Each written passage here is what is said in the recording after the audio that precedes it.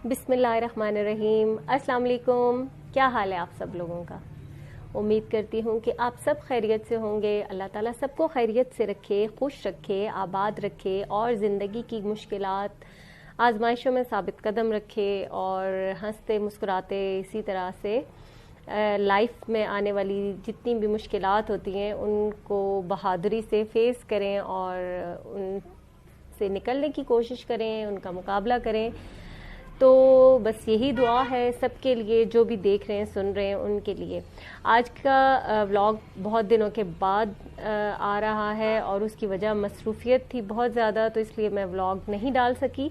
आज के जो व्लॉग है ये मैं नाश्ते से स्टार्ट कर रही हूँ और नाश्ते में मैं बना रही हूँ दाल वाले पराठे। रात को मैंने बनाई थी दाल, मूंग मसूर की दाल थी और अब जो है वो दाल काफ़ी ज़्यादा बची हुई थी, तो मैंने सोचा कि अब जो है इसके पराठे बना लिए जाए। अच्छा, जितनी मज़ेदार आपकी दाल बनी हुई होगी उतने ही मज़ेदार पराठे बनेंगे। बहुत खस्ता क्रिस्पी मज़ेदार पराठे बनते हैं इस तरीके से। और अगर ज़रूरत होगी तो यहाँ पर मैं नमक भी ऐड करूँगी और मैं थोड़ी सी काली मिर्च भी ऐड करूँगी, क्योंकि मुझे थोड़ा सा ना स्पाइसी से वैसे दाल भी काफ़ी स्पाइसी थी, बहुत मज़े की थी। तो अब यहाँ पर आटा मैंने सारा कर लिया और दाल जो मेरे पास थी वो तकरीबन सारी मेरी चली गई थी। वो अंदाज़न गूंदते हुए पता चल जाता है कि कितना चाहिए होगी, पानी से नहीं गूंदा, वही दाल जो थी उसी के साथ ये मैंने आटा गूंद लिया था। और बस ये बहुत ज़्यादा भी इतना बस गूंदने की ज़रूरत, ये फ़ाइन आटा वैसे भी होता है, इतना ज़रूरत नहीं होती। तो आटा गूंद गया और उसको थोड़ा सा बस सेट होने के लिए छोड़ूंगी 10-15 मिनट, क्योंकि अब जो है नाश्ते का टाइम है और है तो थोड़ा लेट ही आजकल, क्योंकि आजकल ये अल्टरनेट डेज पे बच्चे स्कूल जा रहे हैं, वीक में 3 डेज। तो जो फिर जिस दिन ऑफ होता है तो उस दिन वही रूटीन हो जाती है कि लेट नाश्ता होता है। तो अब मैं बस थोड़ा सा रेस्ट दिया है आटे को और अब मैं इसके पराठे बनाना स्टार्ट कर दूंगी। इतना बहुत ज़्यादा बेलने की भी इसको ज़रूरत नहीं होती, क्योंकि फ्रेश गूंदा हुआ होता है तो इसको इजीली हाथ से भी बना सकते हैं। अच्छा, अगर तो चाहें पेड़ा बनाकर इसके अंदर भी घी लगाकर आप पराठे को, उससे मज़ीद ये खस्ता बनेंगे, क्रिस्पी बनेंगे, उस तरीके से बनाना चाहें। और अगर इसी तरह से सिंपल पेड़ा लेके और उसको ना हाथ से आप फैला लें या बेलन की मदद से थोड़ा सा कर लें, तो इस तरह से भी बनाएं तो भी इस तरीके से भी बहुत मज़ेदार क्रिस्पी ही बनेंगे, अच्छे खस्ता पराठे बनेंगे दाल के। अच्छा, सारी बात जो होती है ना वो टेस्ट डेवलप होने की होती है। जिस चीज़ का टेस्ट आपका डेवलप हो जाए वो चीज़ मज़ेदार लगती है। या ऐसा होता है कि जो चीज़ हम शुरू से अक्सर देखें, ये होता है कि हर जो बच्चा होता है ना उसको अपनी माँ के हाथ का खाना पसंद होता है, चाहे वो जहाँ मर्जी जो खाने खा ले। जो खाना उसको सबसे ज़्यादा पसंद होता है वो माँ के हाथ का, और उसका रीज़न क्या होता है कि टेस्ट डेवलप हुआ होता है बचपन से। एक चीज़ को हम खाते आ रहे हैं एक जायके को, तो वो जायका हमें इतना हमारे अंदर वो डेवलप हो जाता है और इतना हमें पसंद होता है कि उस जायके पे हम कोई भी कॉम्प्रोमाइज़ नहीं करते।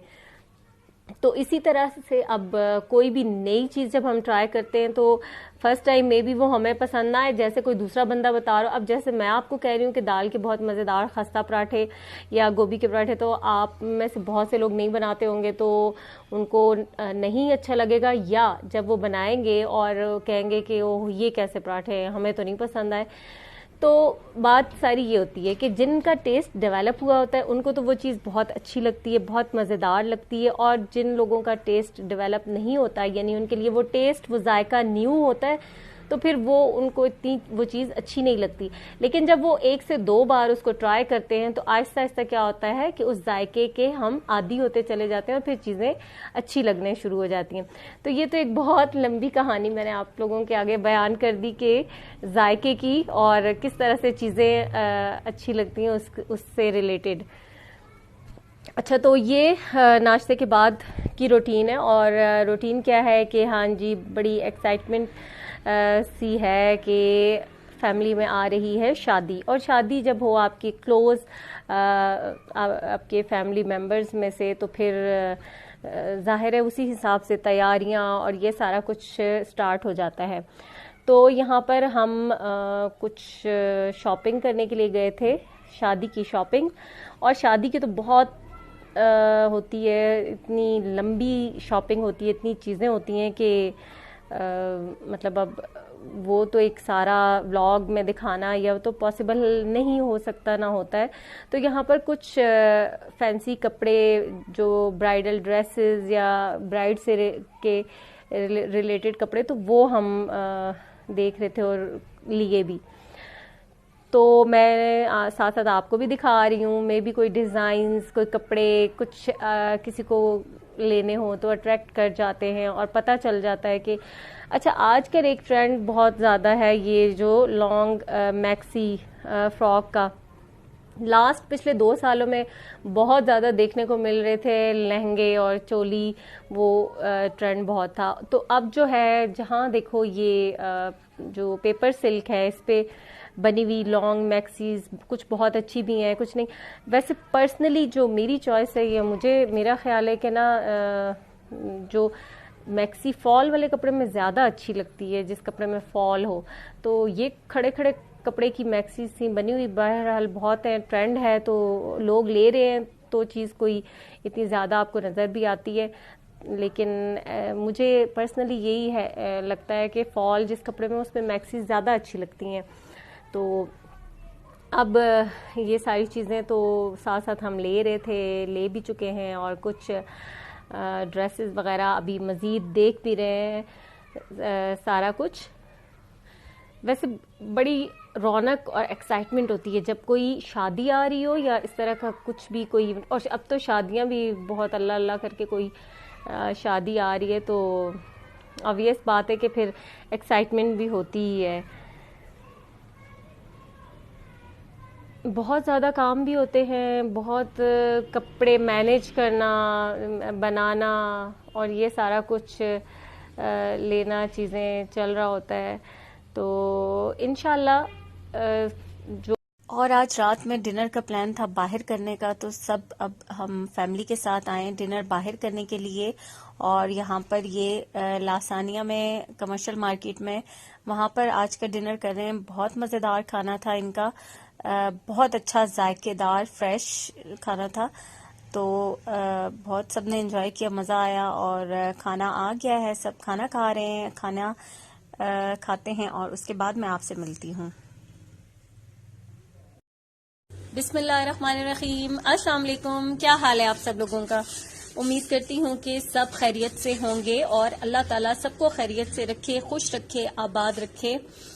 आज का व्लॉग शुरू करने से पहले एक बात आप सबसे कहना चाहूंगी कि वीडियो को देखना अगर आपने स्टार्ट किया है तो सबसे पहले चैनल को सब्सक्राइब जरूर कर ले। मुझे पता है बहुत से लोग वीडियोस देख रहे हैं लेकिन चैनल को सब्सक्राइब नहीं किया हुआ, तो प्लीज चैनल को सब्सक्राइब कर ले और लाइक का बटन भी दबा दें, और बेल आइकन को तो जरूर ही प्रेस कीजिएगा, क्योंकि फिर जब भी नई वीडियो आती है तो उसका नोटिफिकेशन आप तक पहुंच जाता है। और वीडियो को प्लीज स्किप मत करें, पूरी वीडियो को देखें और फीडबैक भी दें। बस ये बात कल के व्लॉग में मुझे स्टार्ट में कहना बिल्कुल याद नहीं रही थी, और मैंने लास्ट में ये बात बोली थी, और जो कि मेरा ख्याल है लास्ट में बोलना तो बेकार ही है। शुरू में मुझे कहनी चाहिए थी, तो आज मुझे याद आ गई कि मैंने ये बात करनी है, तो आज सबसे पहले मैंने यही बात कर दी कि ये एक रिमाइंडर है जो कि मैं आप लोगों को दे दूं। तो आज का व्लॉग भी जो है वो शाम से ही स्टार्ट है, यानी कि इवनिंग। आजकल कुछ मॉर्निंग की कोई खास 2-3 दिनों से रूटीन बन नहीं रही, और इसका रीजन ये है कि सुबह के टाइम पे हो रही होती है हल्की हल्की बारिश, और ऐसे मौसम में एक तो जो रजाई में से निकलने का, बिस्तर में से निकलने का बिल्कुल ही दिल नहीं करता। लेकिन जाहिर है सारा टाइम बिस्तर में भी नहीं गुजारा जा सकता, फिर वो नाश्ता करना और वो सारा कुछ बस ऐसे ही चल रहा होता है कि प्रॉपर वे में व्लॉग या वीडियो बनाई नहीं जा सकती। तो जो असल दिन का आगाज या स्टार्ट हो रहा होता है वो इसी टाइम पे हो रहा होता है। ऐसी बात नहीं है कि दिन का आगाज तो अल्हम्दुलिल्लाह फजर के वक्त हो चुका होता है नमाज पढ़ के, और दोबारा जो टाइम होता है 7-7:30 बजे का, मतलब सारे कामों के बाद, उस वक्त जाहिर है दोबारा से सो जाते हैं। तो फिर ये होता है कि 10-11 बजे तक उठकर नाश्ता बनाना और ये सारे काम करने होते हैं। तो उस वजह से फिर 11-12 बजे नाश्ता होता है, तो उसके बाद जो बाकी काम, किचन के काम हो गए, बर्तन वॉश करना या सफाइयां वगैरह करना, वो सारा काम उस टाइम पे होता है। उस वक्त जोहर हो जाती है और नमाज पढ़ना, फिर उसके बाद क्या आ जाता है एकदम से। तो आजकल टाइम ऐसा है कि असर का वक्त हो जाता है और शाम की चाय का टाइम। तो फिर वो एक टाइम ऐसा होता है कि उस वक्त से ही मतलब सही स्टार्ट हो रहा होता है सब कुछ। तो उसी टाइम की वीडियोस मैं आपके साथ आज भी शेयर कर रही थी। और मौसम चूंकि अच्छा है, और मौसम अच्छा होना भी मैटर करता है। और सबसे बड़ी बात जो ये होती है कि बच्चे घर में होते हैं और क्लासेस उनके ऑनलाइन जूम क्लासेस चल रही होती हैं, तो फिर जो रूटीन है वो थोड़ी सी आगे पीछे भी हुई भी होती है। और फिर कुछ ना कुछ बच्चों को बना के देना, क्योंकि अगर 10-11 बजे तक नाश्ता किया है तो फिर खाना तो ऑटोमेटिकली जो है वो स्किप हो जाता है दिन का। लेकिन जो शाम का वक्त होता है, जो चाय का टाइम होता है, बच्चे तो नहीं चाय पीते, लेकिन उस वक्त बच्चों को कोई ना कोई स्नैक्स वगैरह जरूर चाहिए होते हैं। तो आज मैंने अच्छा समोसे बच्चों को फ्राई करके दिए थे। रेडीमेड थे, कैनेंस के समोसे थे, घर में नहीं बनाए थे, या मतलब बस ऐसा कोई मूड नहीं हो रहा था बनाने का। आजकल तो बस समोसे, पकोड़े और ऐसी ही चीजें खाने का दिल कर रहा होता है। सर्दी में बड़ा मजा आ रहा होता है और पता है दिल भी चाहता है कि बस ऐसी चीजें हों। तो भूख भी शायद ज्यादा लगती है ठंड की वजह से, या भूख लगती है या नहीं लगती, लेकिन वो एक ऐसे ही नफ्सियाती सा असर होता है कि बस ठंड है और बस दिल करता है कि कुछ ना कुछ खाते पीते रहना चाहिए। तो ऐसा ही हो रहा होता है।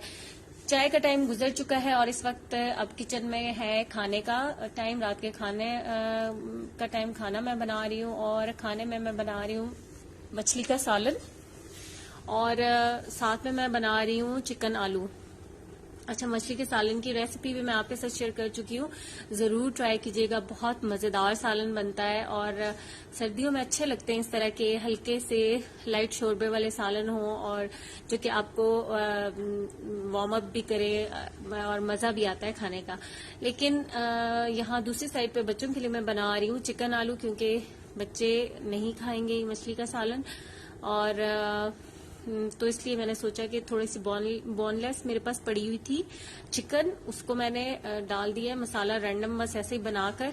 और उसके साथ मैं 2-3 आलू डाल दूंगी, ताकि ये थोड़ा सा अच्छा सा एक मतलब इसकी मिकदार बन जाए सालन की। तो मछली का मसाला मैंने तैयार कर लिया था, उसको मैंने डाल दिया है, थोड़ा सा पकने के लिए छोड़ा है। और यहाँ पर इसको जो चिकन है बोनलेस, इसको मैं भून लूंगी अच्छा सा करके। और फिर इसी के साथ साथ इसमें भुनाई होगी जब चिकन की, तो मैंने साथ डाल दिए टमाटर, और इसमें भी लहसुन, अदरक, प्याज उसी तरह से डाल के मैंने चिकन को साथ ही डाल दिया था, क्योंकि कोई मुझे उस तरह का बहुत ज्यादा ग्रेवी वाला या इस तरह का तो नहीं बनाना था कि उसका मुझे स्मूथ सा कोई पेस्ट या इस तरह की चीज चाहिए थी। बस ये एक तरह से समझ लें कि बस ऐसे ही जैसे भी लाइक कढ़ाई टाइप हो गया चिकन आलू, क्या जैसे सब्जी की तरह, बस उसी तरह से मैंने बनाना था। कोई खास रेसिपी नहीं थी, लेकिन ये सालन बहुत ही मजेदार बना था, बहुत मजे का था। और यहाँ पर बस इसमें आलू भी इसी तरह से छोटे छोटे काट कर डाल दूंगी, ताकि जल्दी जल्दी गल जाए पतले पतले स्लाइसेस में।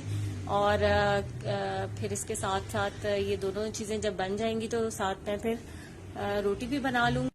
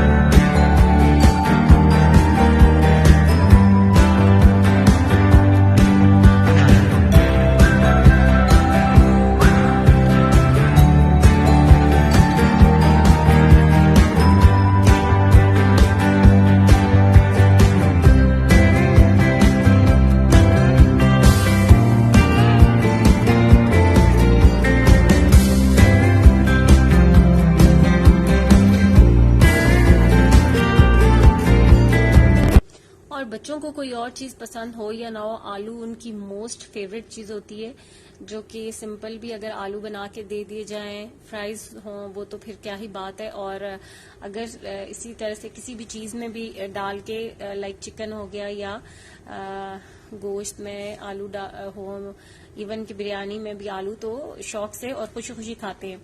तो इसलिए मैंने साथ में थोड़ा सा आलू डाल लिया था, और यहाँ पर मैंने थोड़ा सा पानी इसलिए डाल दिया ताकि फटाफट से आलू गल जाए, और बस फिर इसको पानी जब ड्राई हो जाएगा तो मैं भून लूंगी और ये खाना तैयार हो जाएगा। और बस आज की वीडियो थी इतनी ही। नेक्स्ट वीडियो तक के लिए आपसे चाहूंगी इजाजत, दुआ में याद रखिएगा और फीडबैक देना बिल्कुल मत भूलिएगा। लाइक भी कीजिएगा, कमेंट भी कीजिएगा। अल्लाह हाफिज।